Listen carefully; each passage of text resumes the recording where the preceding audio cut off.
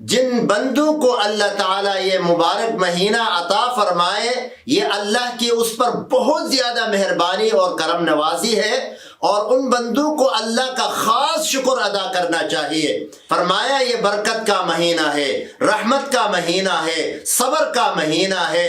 اور غمخواری کا مہینہ ہے۔ فرمایا اس میں اللہ تعالیٰ فرائض کا ثواب 70 فرائض کے برابر دیتے ہیں، نوافل کا ثواب فرائض کے برابر دیتے ہیں۔ لسی یا ایک گھونٹ پانی سے یا ایک کھجور سے کسی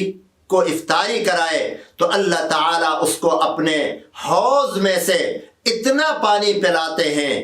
کہ اس کو جنت جانے تک پھر پیاس ہی نہیں لگتی ہے۔ اللہ تعالیٰ کی اپنے ان کمزور اور ضعیف بندوں پر جہاں بہت سی مہربانیاں کرم نوازیاں ہیں،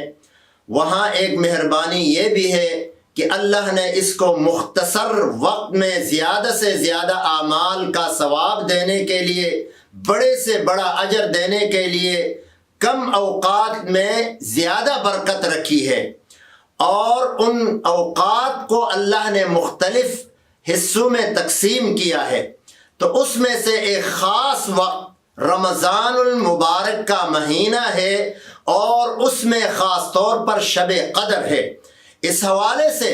جن بندوں کو اللہ تعالیٰ یہ مبارک مہینہ عطا فرمائے، یہ اللہ کی اس پر بہت زیادہ مہربانی اور کرم نوازی ہے،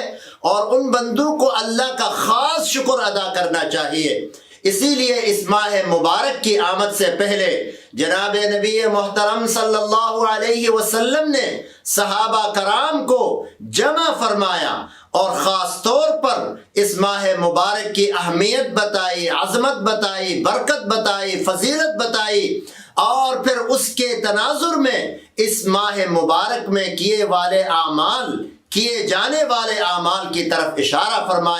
فرمایا یہ برکت کا مہینہ ہے، رحمت کا مہینہ ہے، صبر کا مہینہ ہے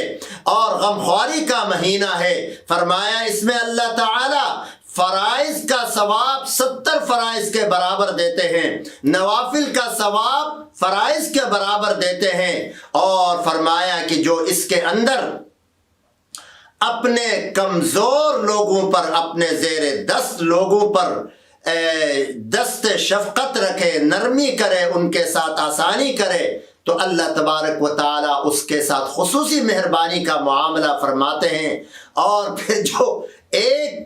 ایک گھونٹ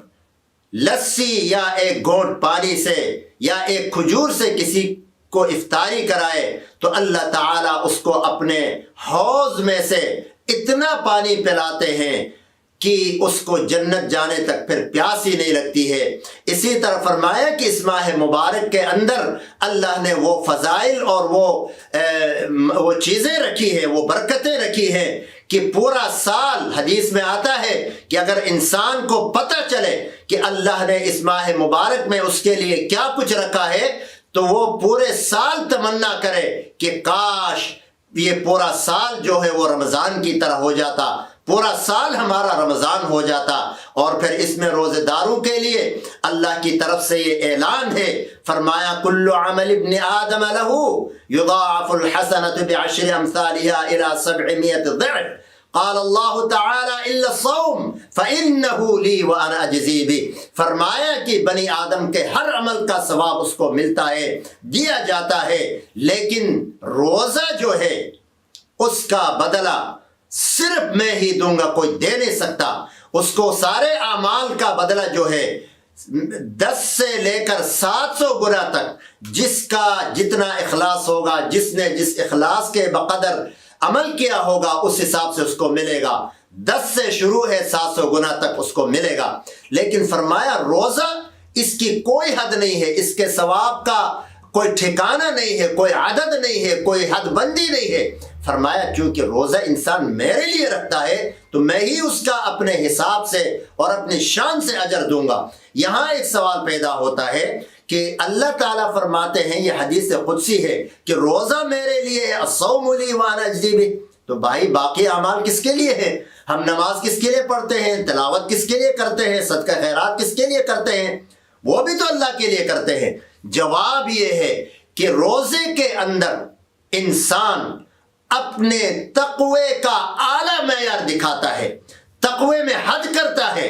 کیونکہ باقی اعمال میں کسی قدر ایک گنا اس کے اندر ریاکاری موجود ہے۔ نماز پڑھے کوئی آدمی، نماز کی طرف آئے، کوئی نہ کوئی دیکھ رہا ہوتا ہے، صدقہ خیرات کرے پھر بھی کسی کو نظر آتا ہے، حج عمرے پر جائے پھر بھی لوگوں کو نظر آتا ہے، پتہ چلتا ہے۔ لیکن روزہ وہ عبادت ہے جو صرف اور صرف انسان اور اس کے رب کے درمیان ایک خاص تعلق ہے۔ آدمی، انسان اپنے کمرے کے اندر، بند کمرے کے اندر